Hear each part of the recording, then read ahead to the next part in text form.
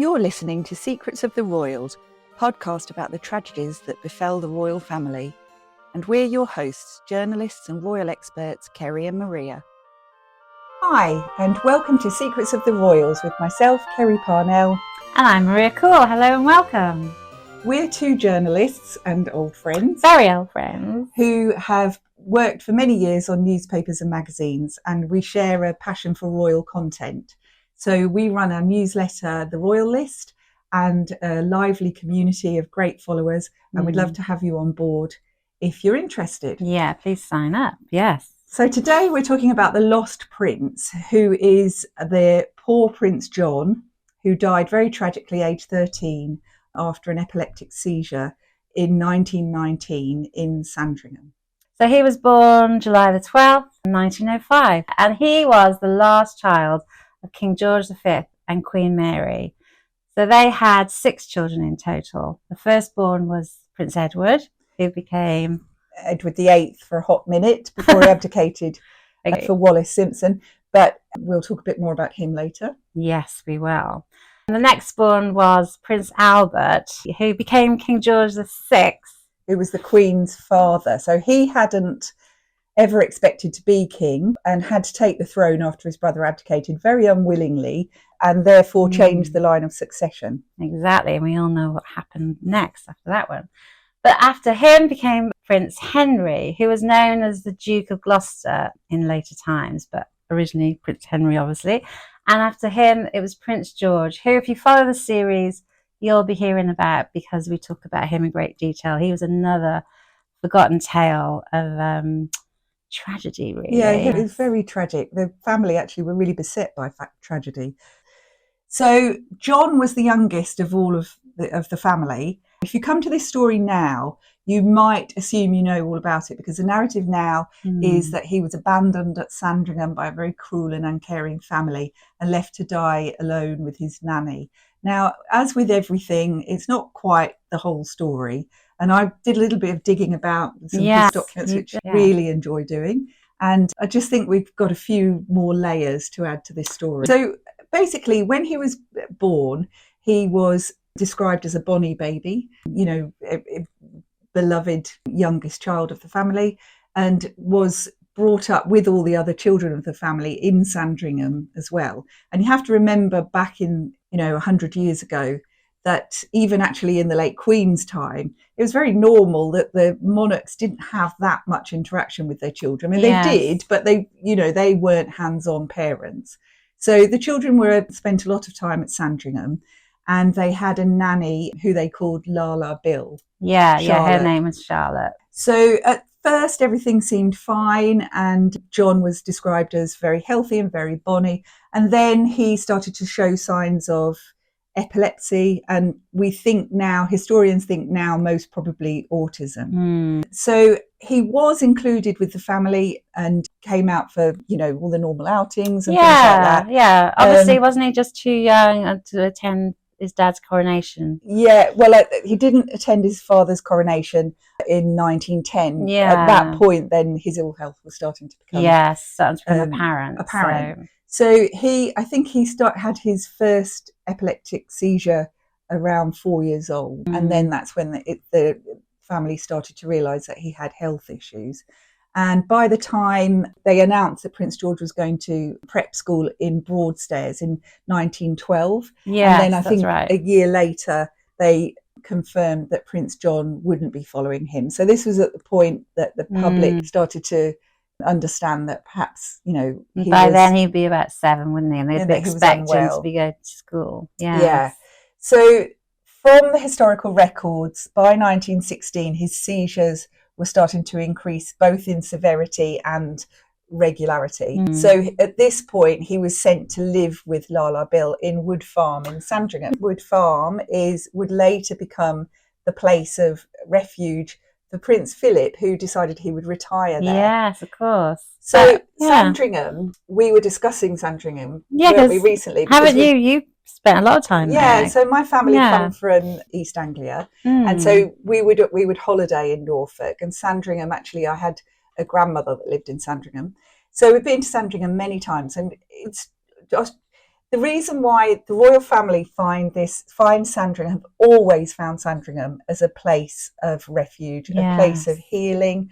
A sanctuary, really. A sanctuary, rural idyll, in a way. Because I think people, when they say Sandringham Estate, they imagine a grand estate that's kind of all, walled in or bordered off. But it's not actually that. It's an estate, but like Balmoral, there are roads cutting through it. If you drive through, you might be like, oh, there's a house on the... I realised this is interesting to know this, because I assumed it was a bit, No, it's much more, I mean, obviously they're private residences, get very near or can't access them. But it's more open than you'd expect. And I think they really love it because it gives you such a massive sense of normality in that region. The locals really leave them alone. And it's a beautiful part of the world as well. And the coast is really beautiful. The beautiful sandy beaches. We know that Charles recently has been putting in a healing garden into That's right, he has. It's being completed, isn't it? He's always been very interested in complementary therapies.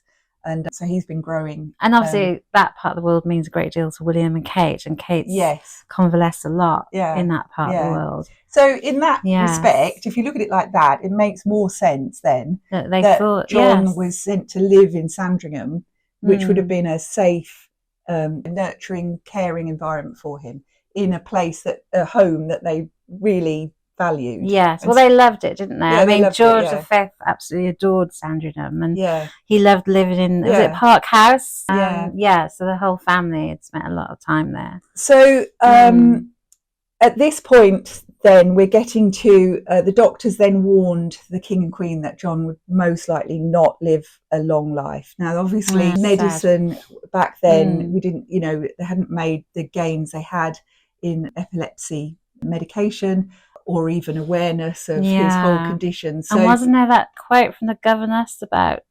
Yes, we had a note that she wrote, "We dare not let him be with his brothers and sister because it upsets them so much. The attacks are getting so bad and so often." Which is really sad. So at this point he began to disappear from the public view, and obviously World War One. So he would have seen even less of his family. Yeah, because obviously the king and queen were being called upon to perform a lot more royal duties. To keep the morale of the nation going, obviously.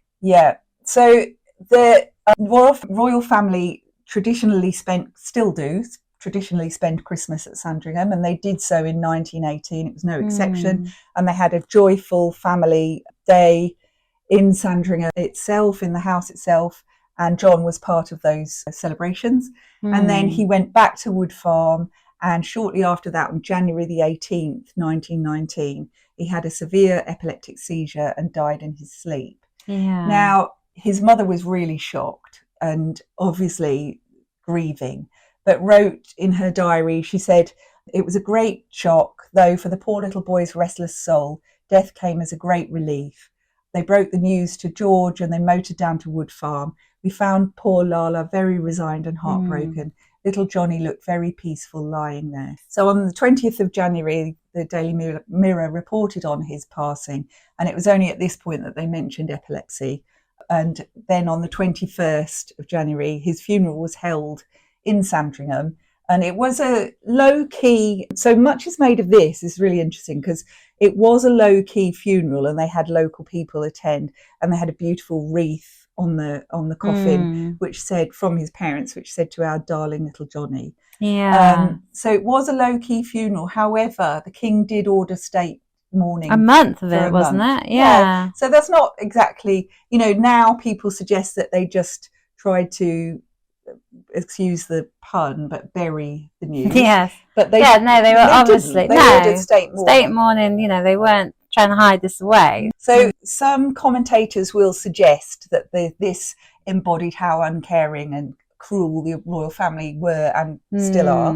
So Lady Colin Campbell, who writes many books, said there was every indication that John would become a major embarrassment to the monarchy had he lived to adulthood. But honestly, Maria, I couldn't find any indication of that when I did dig around. And tell me what you found. Well, I found a really interesting cutting from the Church Times at the time in 1919. And that was saying, from all parts of the kingdom, there have gone forth to their majesties, the king and queen, and to the royal family, expressions of respectful sympathy in the loss that has befallen their house. A peculiar pathos was added to the unexpected death of poor Prince John by the fact that his short life had been saddened by an affliction, distressing, no doubt, to himself and heartrending to his royal parents. So I don't think that sounds at all like they'd hidden it away, do you? No, not at all. And yeah, the nation knew about it. Or that the nation or the royal family were uncaring. Yeah, not at all. So that brings us, on the topic of uncaring, there was one... Let's talk about exception. One family member. Yeah, yes. So now we get to Edward VIII. Now, in the digging that I did, I found there was one very uncaring member of the family, and it wasn't the parents, it wasn't the king and queen, it was his older brother, Edward, Prince Edward then. Yeah, but he was Prince of Wales then, wasn't he? Yes. That's right. Now he wrote... Well, where was he at the time? He was in Germany, wasn't he? Yes. It was just at the end of it was 1919, the war had just finished. Yeah. He'd gone over to Germany to sort of see the troops, British troops that were still there. And his father they'd informed him of the death. Yes, now, that's right. He took the view, the very interesting angle on this, that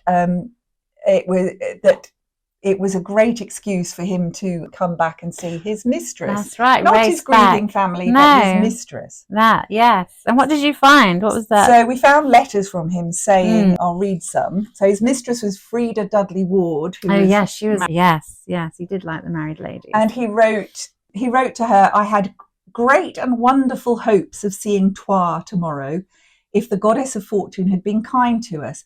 I'm so miserable, darling, as I've just got another wire from HM telling me not to return to England and just to carry on. Isn't it all too heartbreaking?